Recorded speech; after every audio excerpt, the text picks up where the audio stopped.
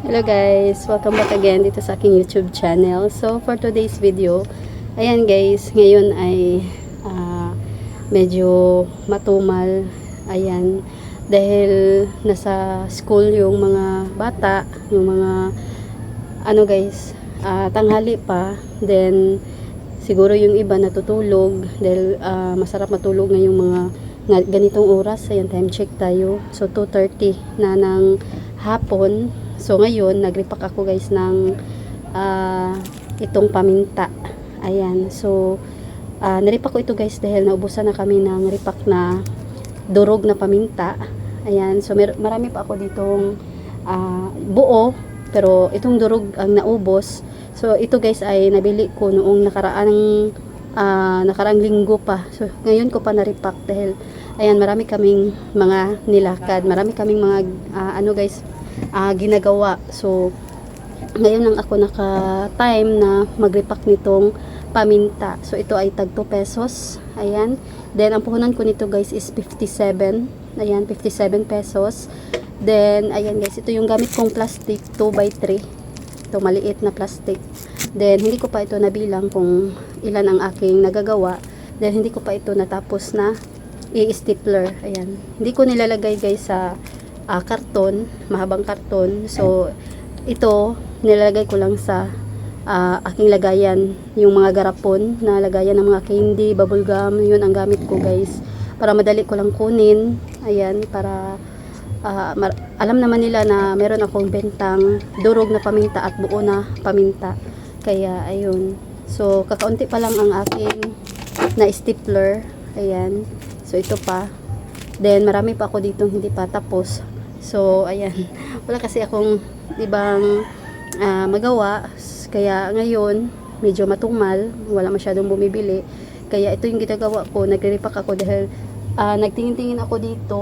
So kaunti na yung ating asukal na tag 5 pesos at pati yung asukal na tag 3 na puti at itong asin.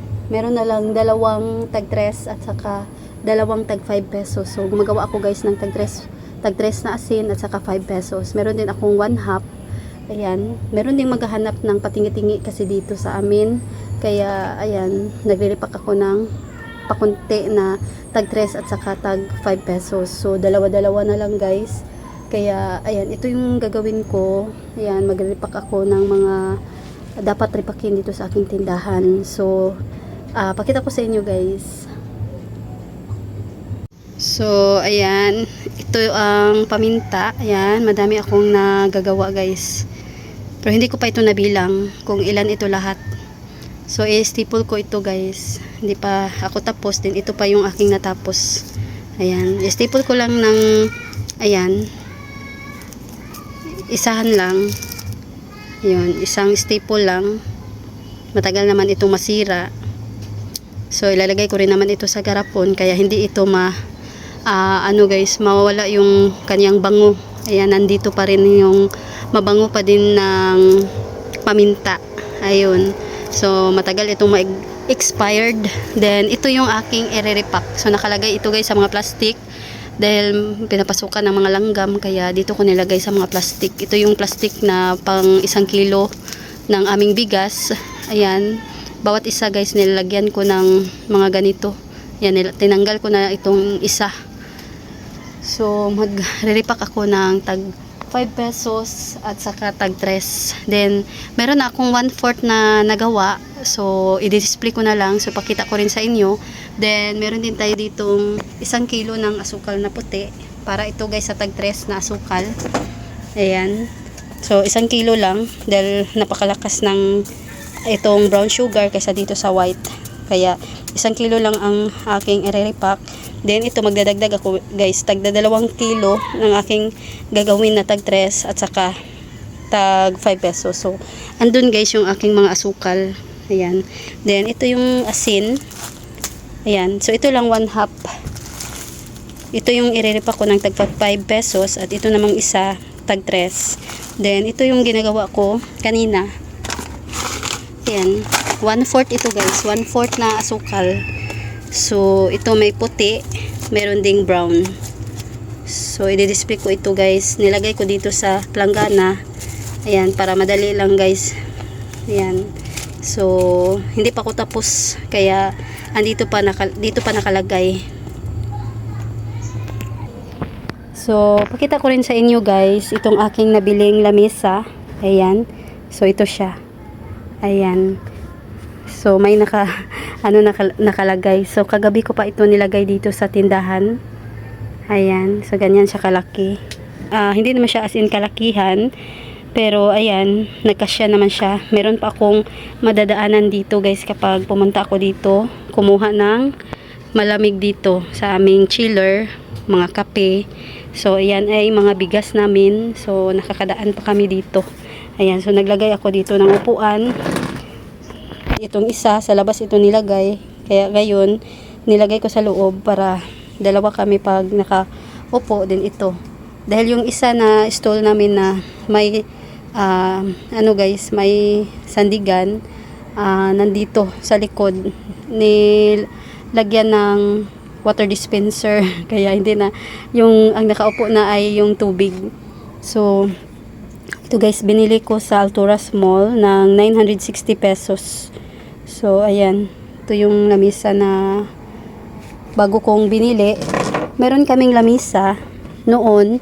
So, pinagawa ko lang guys sa Panda, yung nagtatrabaho dito sa amin ng yung nagpapanday dito sa aming bahay. Pero, hiniram ng aking mama. Then, matagal na. Nasa 3 taon na siguro niyang hiniram. So, sabi niya nung kinuha niya na isa sa uli niya paggagamitin ko. Pag ginagamit ko na yung lamesa, pagkailangan ko na, pero ayan, nahiya na akong kunin, kaya bumili na lang ako ng bago. Ayan. So ito yung binili ko na merong ito is folded table. Folded table. Pwede siyang ma-fold para pag hindi natin ginamit, pwede natin siyang itabi sa ilagay mo na sa gilid-gilid para hindi makaharang dito sa ating tindahan. Pero hindi ko ito i-fold. Ganito lang siya. So, ito na ang nakalagay ngayon dito sa aking lamesa. So, naglagay ako ng tray dito na may, ito yung aming pang-load, smart at saka globe. Then, meron ditong calcio. At ito yung mga sigarilyo. Dito ko nilagay. So, pwede naman siyang hindi ilagay natin sa garapon dahil meron naman siyang na dito. May pang-close na dito. Ayan, hindi na siya masisira. Ayan, dito ko na nilagay itong aking mga sigarilyo. Then, ito yung aking lagayan ng coins at pati ito guys, yung aking lagayan ng mga pera na papel. Ayan. So, ito lang guys ang dapat na meron dito sa aking lamesa. Then, itong aking stand ng aking cellphone. Ayan. Then, meron naman ako doong stand. So, ayan. Para dito ako magre-repack. Hindi na doon sa loob ng aming bahay. Ayan. Dahil wala kaming lamesa. Kaya, doon kami sa loob magre-repack. Ayan. So, pag merong mga gusto kong isulat. So, mga guys. So, nandito lang yung mga listahan namin. Ayan. So, dito ako susulat. So, nilagay ko muna dito dahil nagre-repack ako ngayon ng paminta. Ayan. So, update ko lang sa inyo guys. So, ganito ang ginagawa ko. Ayan. Nagsipag ako lagi na mag-repack nitong mga patingi-tingi dahil dito ako kumikita ng malaki sa tindahan. At ito guys is matagal naman itong maubos. Naabutan pa ito ng 1 buwan. Ayun. 2 buwan, hindi pa ito mauubos. So, may times kapag malakas yung paminta, madali siyang maubos. Pero may times din na mahina, wala masyadong naghanap, wala masyadong bumibili. Ayan. So, baka ngayon, mabilis itong maubos dahil malapit ng Pasko, marami ang magluluto ng mga pang-ulam. Ayan, so kailangan nila ng paminta. Ayan, hindi sila bumibili kasi ng mga paminta doon sa bayan dahil madamihan.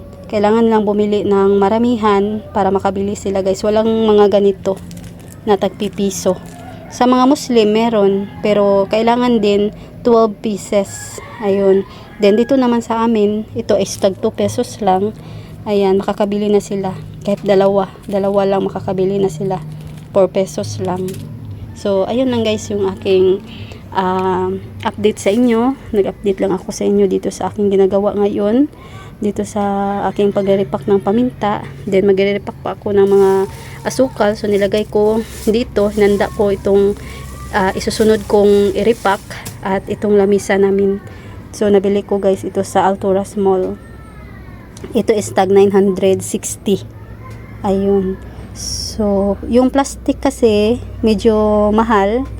Ayan, pero mas gusto ko ito dahil pwede siyang ma-fold. Yung plastic kasi is hindi natin ma-fold.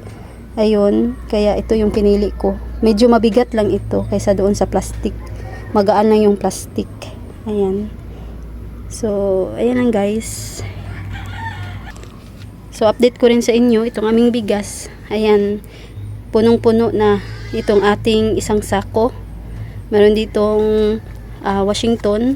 Ito is Kamiya. Ayan, bawas na dito. Ayun. So, ito is 1/2 na Kamiya. Then, ito guys, 1/2 na Washington. 2 kilos na Washington at 3/4 na Washington. Mas madami kaming Washington dahil ito yung mabenta na bigas ito sa amin. Tag 58 per kilo ang aking bintahan. Then ang Kamiya naman is 62 per kilo. Ayan, 2,600 pa yung isang sako. Then itong Washington is 2,450 na. Ayan, bumaba na siya guys. At ayun, nag-share lang ako sa inyo guys ito sa aking mga ginagawa ngayon. Ayan, itong bigas. Ayan. So, marami pa kaming bigas. So, pakita ko sa inyo. Ayan. Meron pa ditong ayan, ito. So, ito ay tag-1 kilo na Washington. At meron pa ditong kalahating sako. Ayan, ito yung nirepack kanina. Then, ayan, ito. Ito yung panghuli na i-repack namin mamaya dahil ang nag-repack nito is ang aking partner. So ngayon ay tulog tulog na siya kaya hindi niya natapos itong pag re-refill dito sa aming lagayan ng mga bigas na naka-repack na. So, ready to serve na. Ready to bigay na sa customer, guys. Hindi na kami mag-kilo-kilo pa. Kaya, ayun. So, nasanay na din ang aming mga customer na pag 5 kilo, so, tag 1 kilo yung aming ilalagay dito sa sa aming lagayan kasi, ano guys, gusto nila yung tag 1 kilo para mabudget daw nila yung dami ng kanilang niluluto. Ayan. Kaya, ganito na dito sa amin. Nasanay na sila sa ginagawa namin na nakaripak na yung aming mga bigas. Ayan. So, ayan guys, ito yung ating bagong lamesa.